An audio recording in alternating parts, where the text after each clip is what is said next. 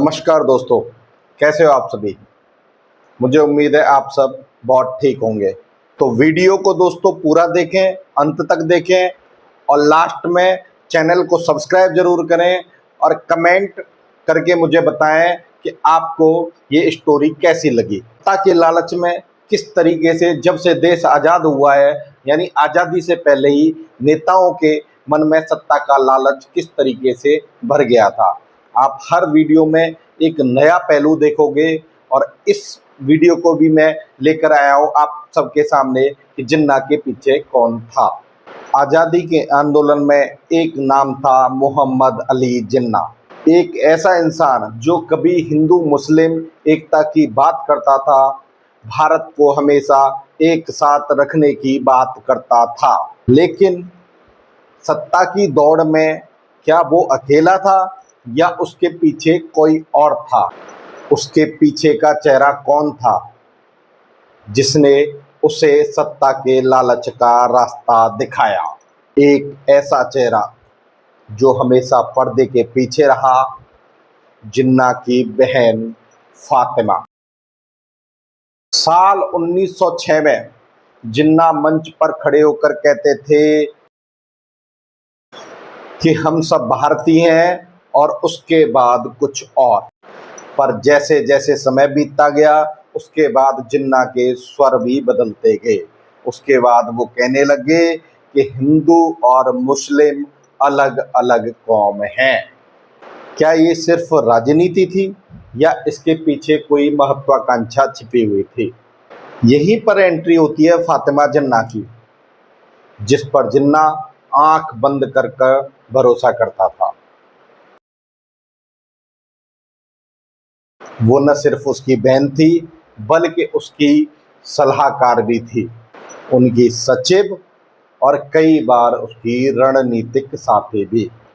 जब जिन्ना राजनीति से दूर लंदन चला गया था तब उन्हीं की बहन फातिमा ही थी जिसने उसे वापस राजनीति में आने के लिए मनाया और बोला कि तुम्हारे बाद मुसलमानों का हितैषी कोई और मुझे दिख नहीं रहा, इसलिए तुम्हें वापस आना होगा। फातिमा जानती थी कि जिन्ना का करिश्मा मुस्लिम समाज को एक कर सकता था। उसने धीरे से जिन्ना के नेतृत्व को सत्ता की भूख में बदल दिया, सत्ता के लालच में बदल दिया। और इस बदलते रूप के पीछे कोई और नहीं था, वो थी फातिमा जिन्ना, जो जिन्ना के साथ हर बैठक में, हर सभा में, हर मंच पर दिखाई देती थी।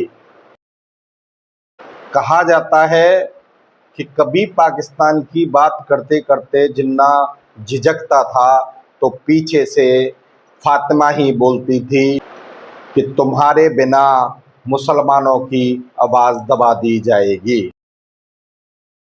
कौम आपके बिना अधूरी है, आपको आगे चल के आना होगा।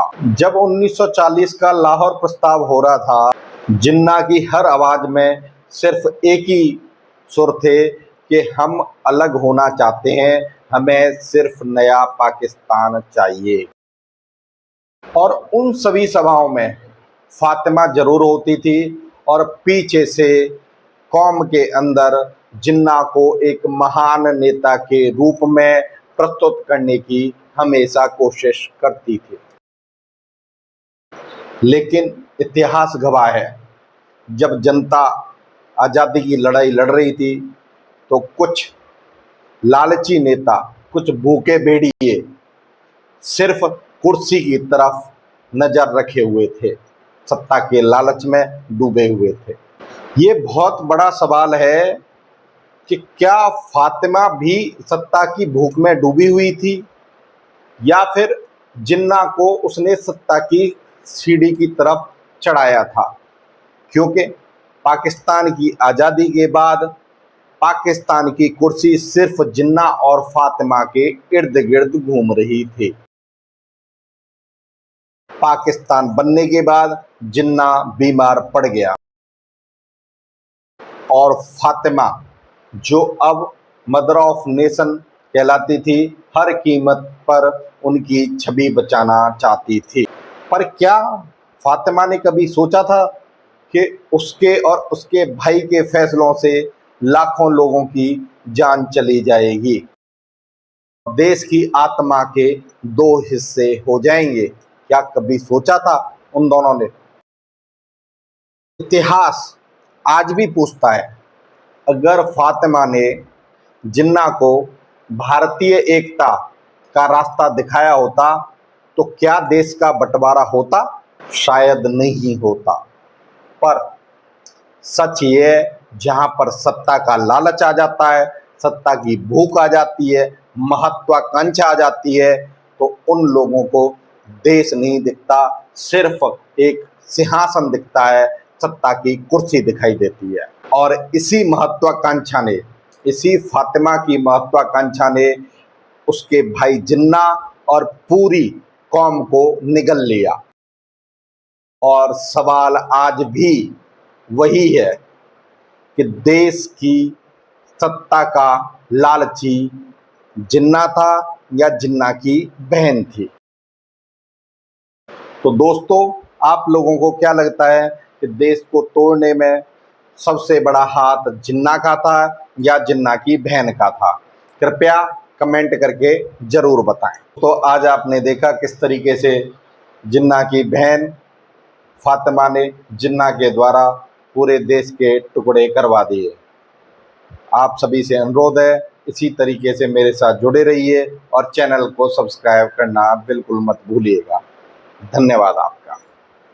आप देख रहे थे सत्ता का लालच एक पहल।